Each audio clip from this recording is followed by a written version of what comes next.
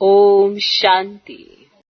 देखो, जहाँ पे भी हम रहते हैं इस शरीर में है, पाठ बजाने के लिए रहते हैं।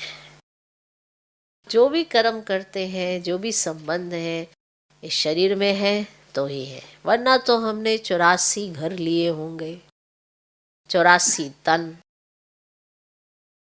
और 84 माँ बाप होंगे। आज के समय में कोई याद नहीं है। 82 83 कहाँ याद है? अंतिम जन्म की याद है। और इस अंतिम जन्म में इतने बंधन हैं कि हम सब कुछ जानने के बावजूद भी अपनी बुद्धि से यहीं फंसे हुए हैं, जबकि 80 82 83 याद ही नहीं है।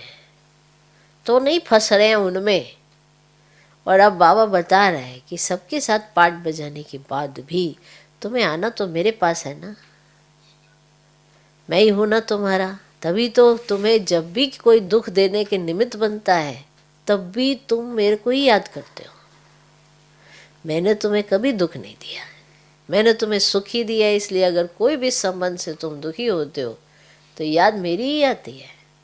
और मैं तुम्हें अभी बताता हूँ कि सभी दुखी हैं, सभी अपने स्वभाव संस्कार के वशीभूत हैं और तुम उनके वशीभूत हो। तो कर्मों के वशीभूत हो, संबंध के वशीभूत हो, तो ये जो स्मृतियाँ हमें रहनी चाहिए बाप की, वो नहीं रहती है। और ना रहने के कारण बंधन ही बंधन। और कोई ऐसा नहीं है कि लौकिक में है तो बंधन है इसीलिए।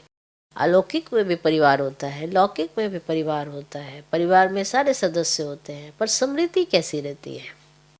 तो जैसी स्मृति वैसा बंधन।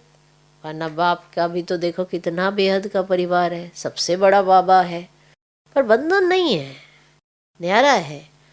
क्योंकि उसको स्मृति है ना सदा की।